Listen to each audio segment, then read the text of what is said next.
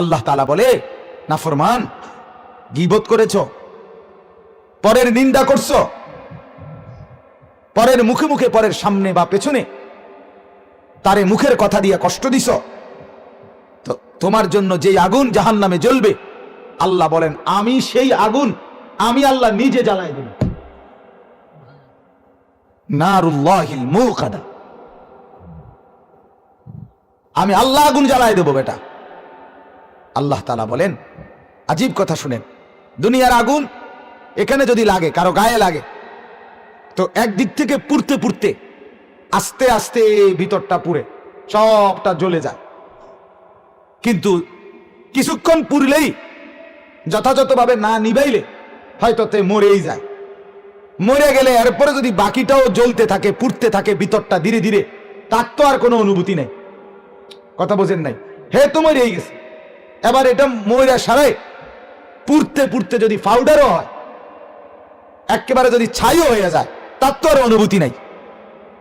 কিন্তু আল্লাহ তাআলা বলেন, বান্দা, এক নম্বর কথা হলো জাহান্নামের আগুন যখন একদিক দিকে জ্বলবে, ওই একই মুহূর্তে পুরা দেহের ভেতর বাহির সব একসাথে জ্বলবে। দুই, জাহান্নামের আগুন যখন উপরে লাগবে, তখন একই সাথে ভেতরের কলিজা ওইটা শুদ্ধ জ্বালায়া ফেলবে। আল্লাতী তাত্তালিউ আলাল আফইদা। তিন নাম্বার হলো দুনিয়ার আগুন কিছুক্ষণ জ্বললে তো পুড়ে যায়, মরে যায়, রুহু চলে যায়, আর অনুভূতি থাকে না। আল্লাহ তাআলা কোরআনে বলেন, কোটি কোটি বছরও জাহান্নামের আগুনে জ্বলবি নাফরমান, কিন্তু একবারের জন্য, এক সেকেন্ডের জন্য মৃত্যু হবে না। মৃত্যু হবে না। লা ইউকদা আলাইহিম ফায়ামুতু, কোরআনের আয়াত। আল্লাহ তাআলা বলে মৃত্যুর কোনো ফয়সালা নাই। লা ইয়ামুতু ফিহা ওয়ালা ইয়াহইয়া,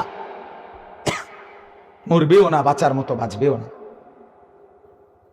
লক্ষ কোটি বছর যদি জাহান্নামের আগুনে জ্বলতে হয়, তো মৃত্যু নাই, মৃত্যু নেই। কোরআনুল কারীমের মধ্যে আছে, নাফরমান আল্লাহকে বলবে জাহান্নামী, মাওলা আমাকে আপনি মৃত্যু দিয়ে দেন। আল্লাহ বলবেন, না, মরবা না, মৃত্যু নাই। তেরে বাপ, এই একটা সূরা যে কলিজা শুদ্ধ আমি জ্বালায় ফেলব, কলিজা শুদ্ধ। মানুষের কষ্ট দিছ, মানুষের নাফরমানি করেছ, চা দোকানে বসে বসে লম্বা লম্বা বদনাম করছো, কোন সাহসে? কোন? অসংখ্য মানুষ আছে যাদের মুখের কথার থেকে কেউ নিরাপদ না। কথা বলেন না কেন? একটা মানুষকে নিরাপদ রাখে না সে। এমন অসভ্য অভ্যাস, এমন নিকৃষ্ট বদ অভ্যাস।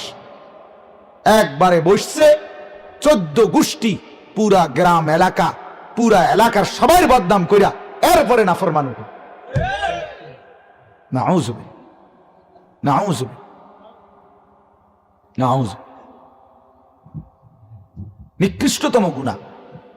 আল্লাহ নবী সাল্লাল্লাহু আলাইহি ওয়াসাল্লাম বলেন, ওয়া হাল ইয়াকুব্বুন নারা আলা মানাখিরিহিম ইল্লা হাসাইদু আলসিনাতিহিম।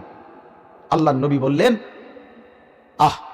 সাহাবীকে বললেন, শোনো, অসংখ্য মানুষকে আল্লাহ তাআলা কিয়ামতের দিন হাসরের মাঠে চেহারা নিচের দিকে ফেলাইয়া, দুই পা উপরের দিকে উঠাইয়া হাসরের ময়দানে এই উল্টা হেসরাইতে হেসরাইতে জাহান্নামের মধ্যে ফেল।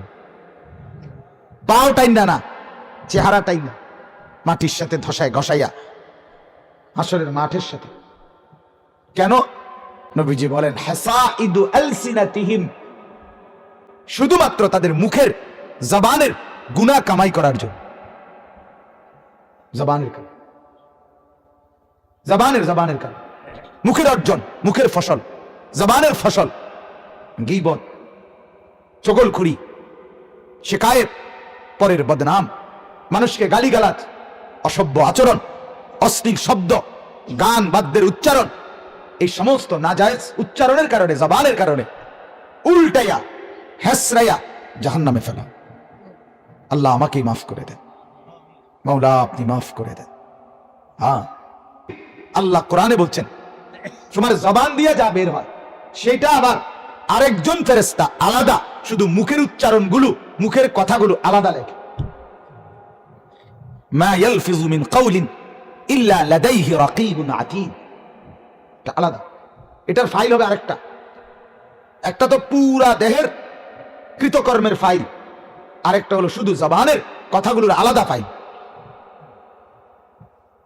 এই জন্য আমিও আমার মাওলানার এই কথার সাথে সমর্থন করে বললাম, এই জন্য তাকিদ দিলাম আবারও জবানের হেফাজত করে, জবানের হেফাজত করে। দুই জিনিস হেফাজত করলে ইনশাআল্লাহ, আল্লাহ নবী সাল্লাল্লাহু আলাইহি ওয়াসাল্লাম বলেন, মান ইয়াদমান লি মা বাইনা লাহইয়াইহি ওয়া মা বাইনা রিজলাইহি আদমান লাহুল জান্নাহ। নবীজি বলেন, আমার উম্মত জবান হেফাজত করবা আর লজ্জাস্থান হেফাজত করবা, আমি রাসূল তোমার জান্নাত ঠিক রাখবো। তুমি এই দুইটা বুঝায় দাও ঠিক, আমি তোমার জান্নাত বুঝায় দেব ঠিক।